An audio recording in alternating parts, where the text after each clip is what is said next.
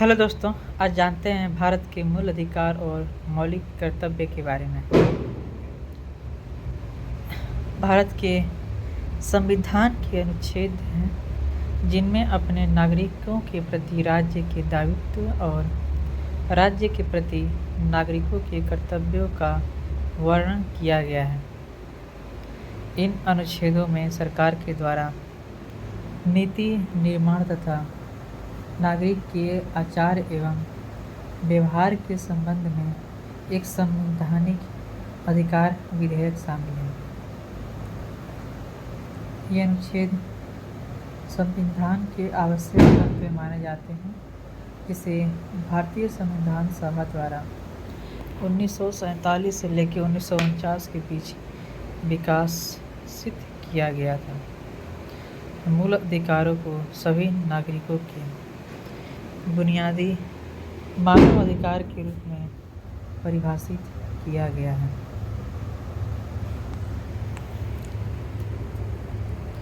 संविधान के भाग 3 में परिभाषित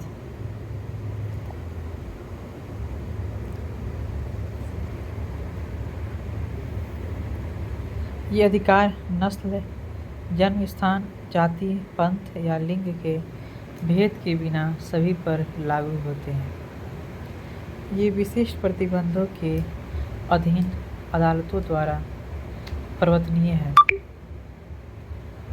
राज्य के नीति निर्देशक सिद्धांत सरकार द्वारा कानून बनाने के लिए दिशा निर्देश है। संविधान के भाग 4 में वर्णित ये प्रावधान अदालतों द्वारा परिवर्तनीय नहीं है, लेकिन जिन सिद्धांतों पर यह आधारित है वे शासन के लिए मौलिक दिशा निर्देश हैं, जिनको राज्य द्वारा कानून तैयार करने और पारित करने में लागू करने की आशा की जाती है।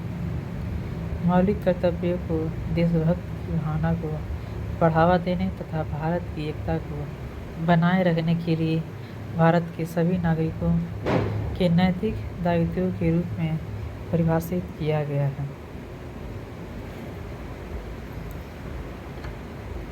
संविधान के चतुर्थ भाग में वर्णित ये कर्तव्य व्यक्तियों और राष्ट्र से संबंधित है।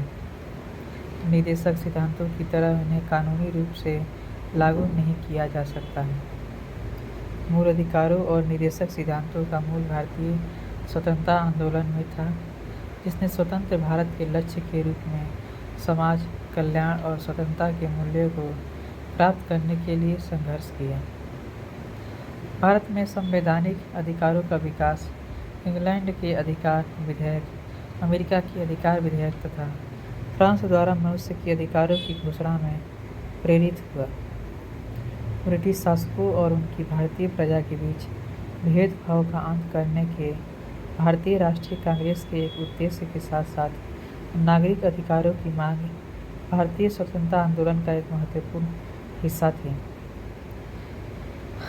आईएनएस द्वारा 1917 से 1919 के बीच अपनाए गए संकल्पों में इस मांग का स्पष्ट उल्लेख किया गया था। इन संकल्पों में व्यक्त की गई मांगों में भारतीयों को कानूनी रूप से बराबरी का अधिकार, खुलने का अधिकार, मुकदमों की सुनवाई करने वाली जूरी में कम से कम आधे भारतीय रखने, राजनीतिक शक्ति तथा ब्रिटिश नागरिकों के समान हथियार रखने का अधिकार देना शामिल था। प्रथम विश्व युद्ध के अनुभवों 1919 के असंतोषजनक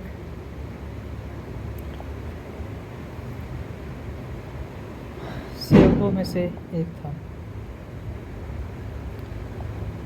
भारत के मौलिक अधिकारों का अर्थ है कि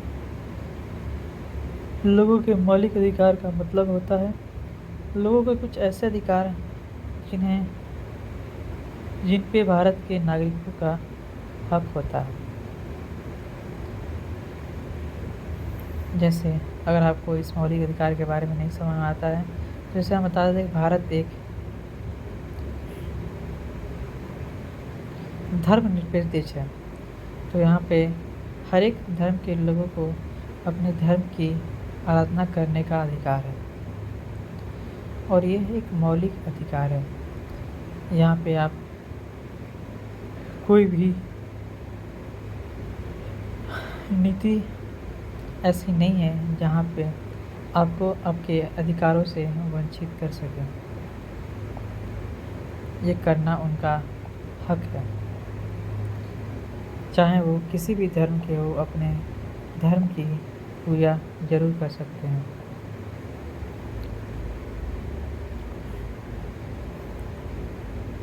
जैसे समता का अधिकार, ये भारत के मौलिक अधिकारों में से एक है।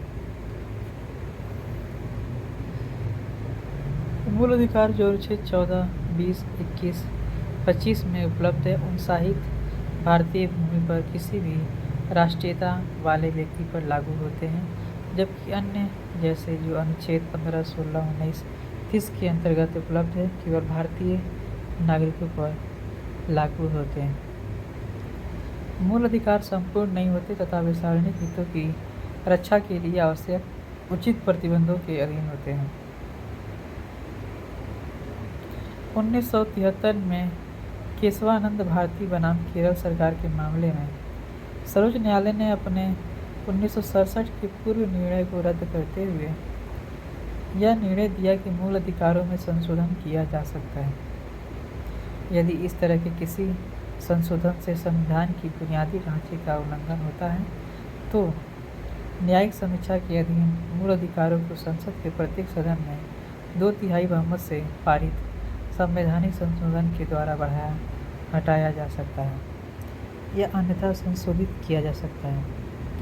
आपात स्थिति लागू होने की स्थिति में अनुच्छेद 20 और 21 को छोड़कर शेष मूल अधिकारों में से किसी को भी राष्ट्रपति के आदेश द्वारा अस्थायी रूप से निलंबित किया जा सकता है।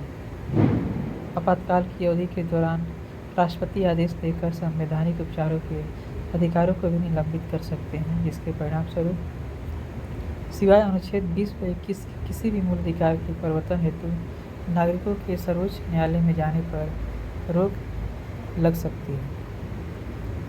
संसद भी अनुच्छेद 33 के अंतर्गत कानून बनाकर उनकी सेवाओं का समुचित निर्वहन सुनिश्चित करने तथा अनुशासन के रखरखाव के लिए भारतीय सशस्त्र सेनाओं और पुलिस बल के सदस्यों को मूल अधिकारों के अनुप्रयोग को प्रतिबंधित कर सकती है। समानता का अधिकार संविधान की प्रमुख गारंटियों में से एक है। यह अनुच्छेद 14, 18 में सन्निहित है, जिसमें सामूहिक रूप से कानून के समझ, समानता तथा गैर भेदभाव के समान सिद्धांत शामिल है।